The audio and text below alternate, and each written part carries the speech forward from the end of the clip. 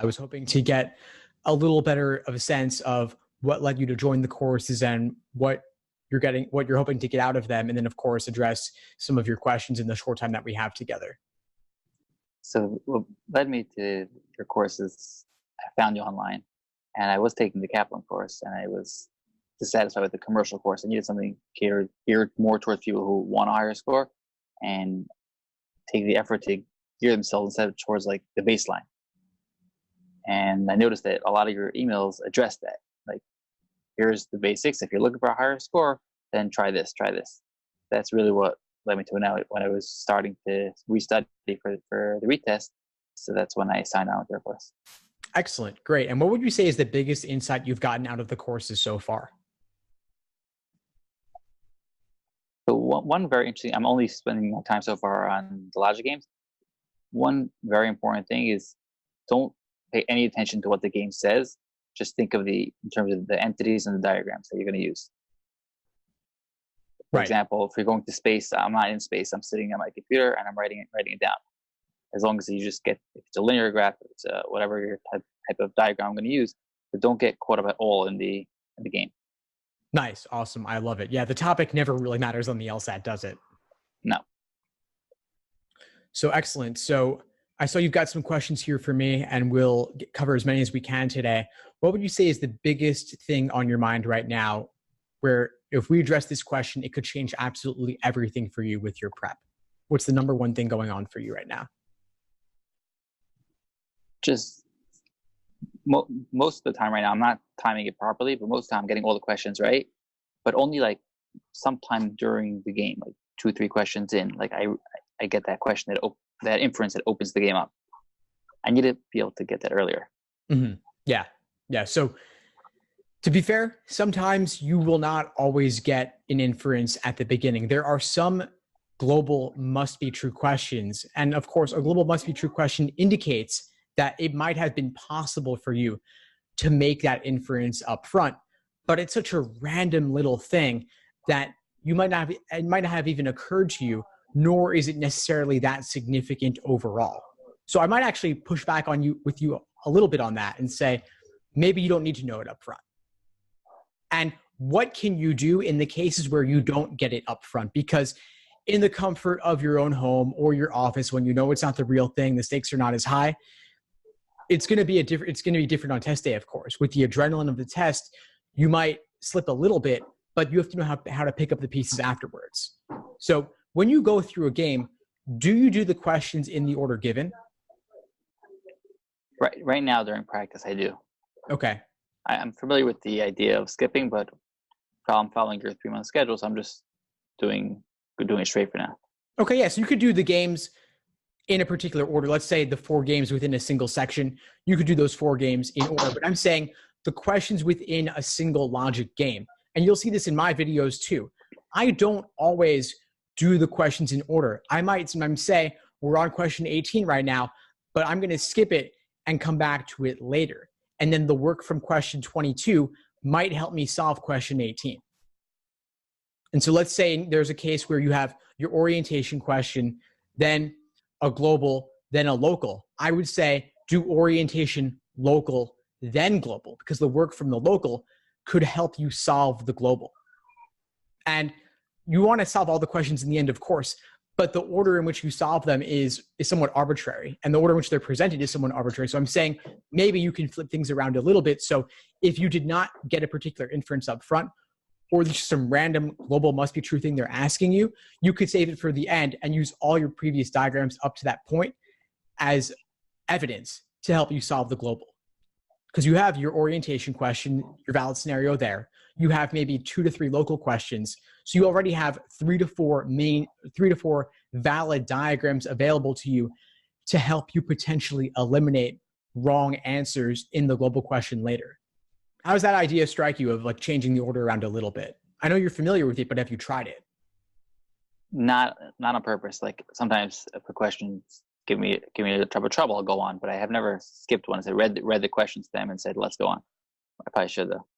Try it out. There's really no downside to changing your approach a little bit. You've got enough time before the exam that you could play around a little bit with this. Maybe do 3 to 5 games sections in this way where you give yourself the gift of that flexibility and see how it works out for you.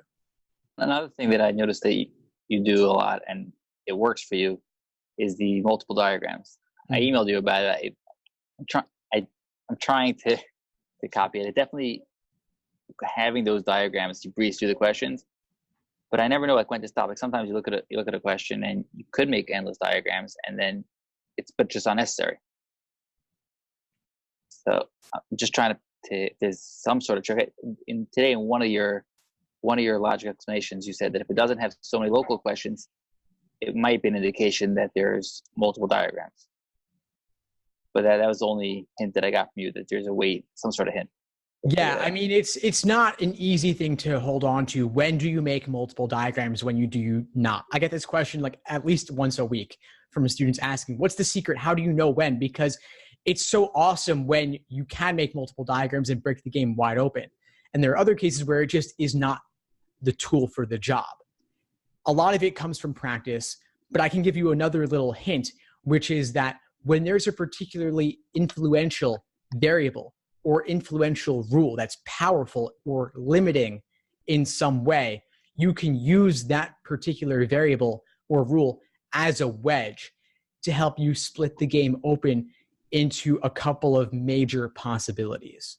So let's say if you have one particular variable that appears in multiple rules, putting that variable in a couple of places could be, if those are the only places it could be, that might break the game open. So let's say if we had that A is either on 1 or A is on 2, and it was limited to only those 2 slots, or if it was A is on 1, 2, or 3 to those 3 slots, you place A on each of those 3 slots in 3 different main diagrams, and you see the other variables that fall into place around it.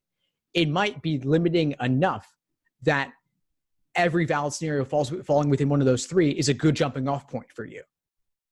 Like A being on 1, 2, or 3, or Monday, Tuesday, Wednesday, whatever the case may be. It could be influential enough when combined with the other cascading inferences that result. Like if A was immediately before B, or immediately after B, or 2 spaces before B, whatever the case may be. So it's about how the rules interact. But if you can note a key variable or block of variables, that can be powerful. So just practice. Yeah, it is practice, but I think start off by looking for this, particularly in simple ordering games, and work from there. I have an article related to this, and if you email me, I'll send you a link to it where I walk through a drill showing you how this could be really powerful in a simple example. And this technique can work for main diagrams for a game in general. It can also work for helping you draw multiple main diagrams for an individual local question. Either way, if you see all the scenarios up front, all the possibilities up front, then you will automatically know at a glance, like having a bird's eye view of what could be true and what must be true and what cannot be true, because you have everything in front. Right.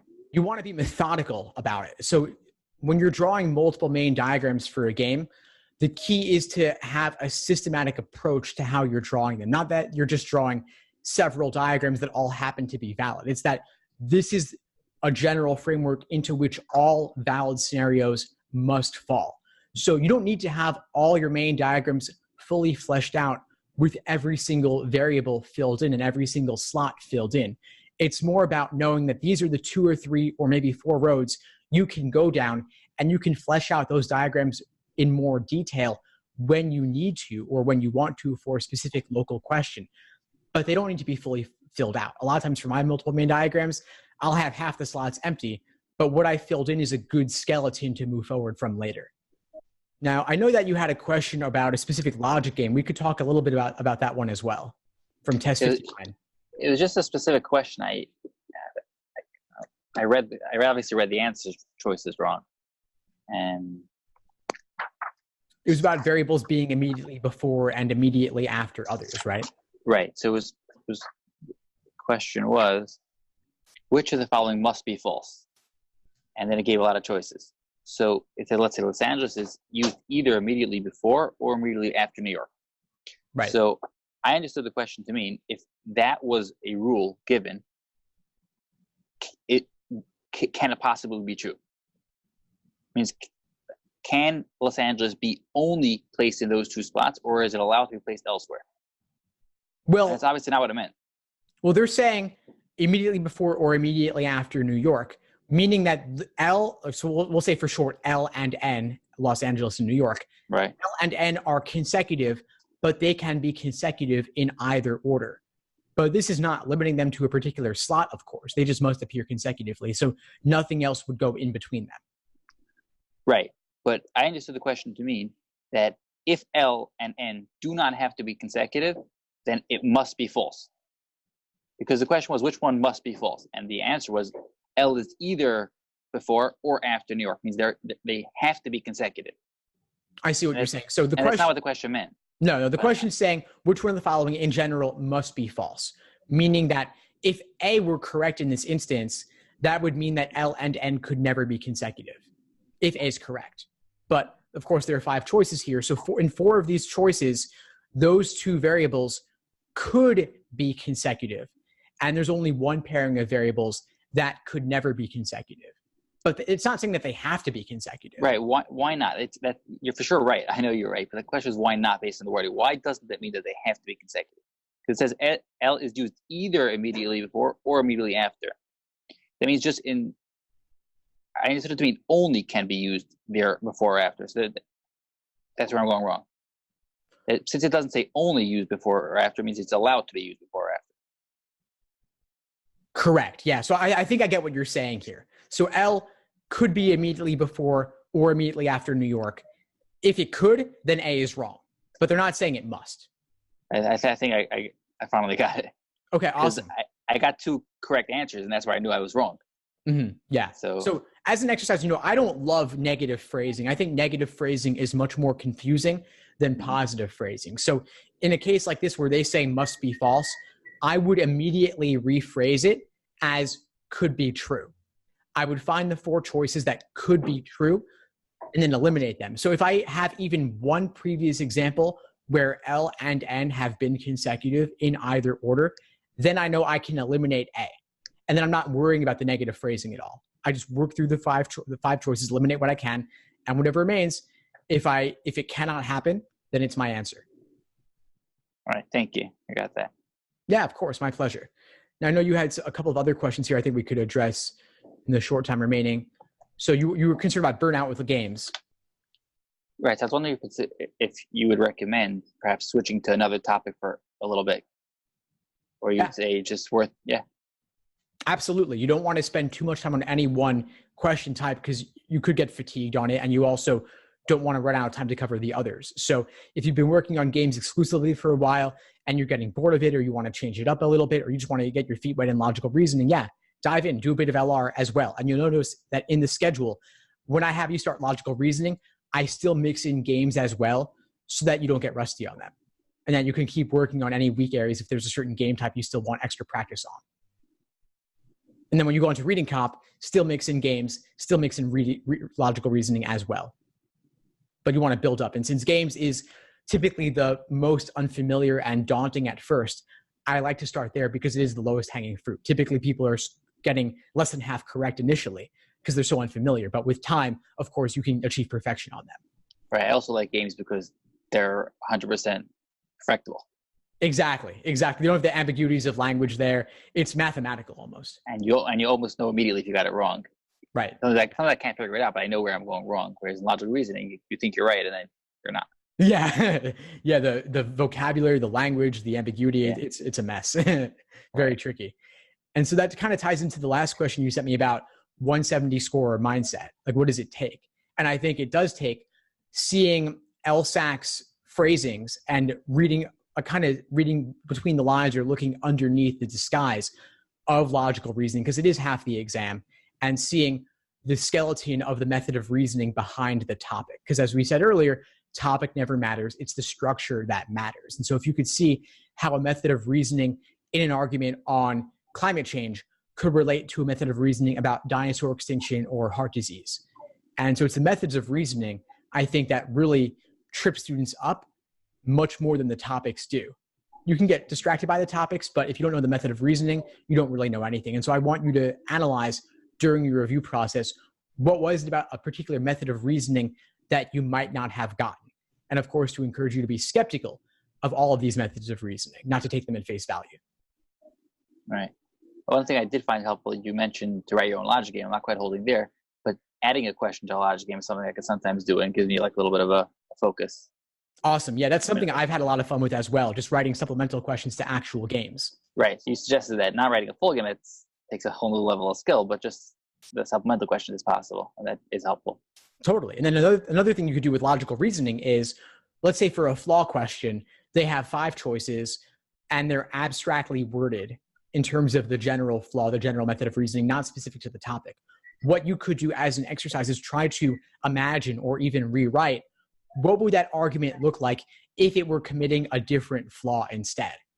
So instead of committing an ad hominem fallacy, what if it was confusing necessary sufficient or correlation causation? It takes a little bit of creativity, but I think it's interesting to make sure and like solidify your understanding of what that abstract language was referencing in terms of the flaw. Because although 4 of those are wrong this time, each of them will be right on a different question in the future. So you have to know what they're asking. You have to know what it's talking about, what it's describing.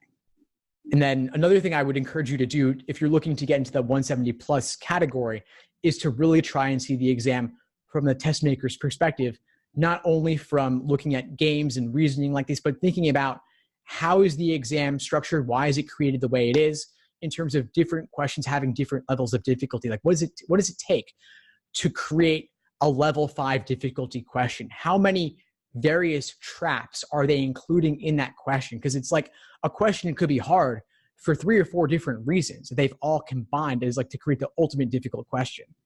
And so I had a few discussions on my YouTube channel and podcast with a former writer of actual LSAT questions. And I highly recommend that you check this out. I'll send you the links.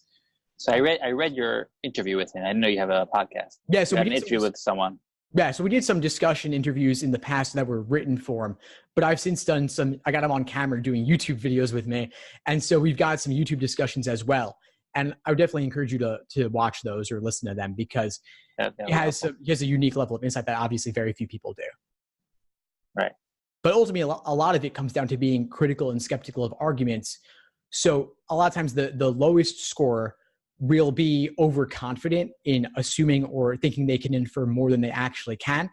And the top scorers, they realize how limited the information in front of them is and how little one can actually infer. They're always problematizing and complicating things, right? And so it's like the wise man thinks he's a fool and the fool thinks he's wise. Like you want to have that approach to this where you realize how little you can really infer.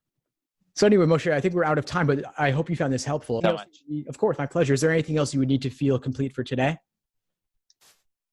I was wondering how the group tutoring works. I don't know if this is the format for asking that.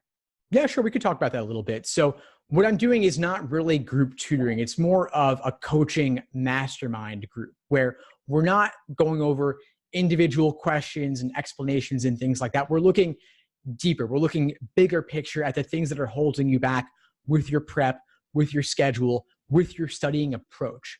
Because obviously there's millions of explanations out there. I've made explanations. Others have made explanations.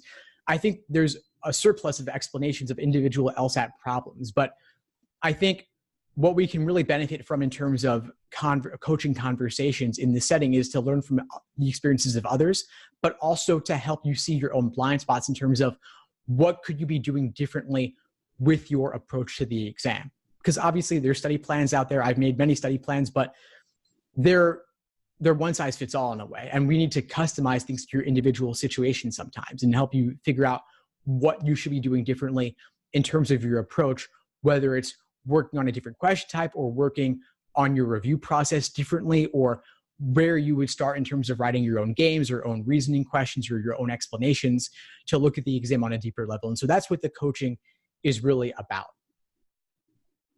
Is there a specific level I should have reached in my prep before I would begin the coaching? I would say that you certainly want to have a general understanding of the different question types, just a basic foundation level of what are the various types of games, what are the various types of logical reasoning questions, the various reading comprehension passage topics and types and questions. But once you have that foundation, that basic familiarity, that would be sufficient, I think. You want to have an idea of your weak areas and you want to have questions about that you want to cover with me. Okay. Thank you so much, Steve. It's really nice meeting you. I appreciate taking the time to do this. My pleasure, Moshe. Absolutely. It was great to connect with you, and I look forward to seeing your progress along the way.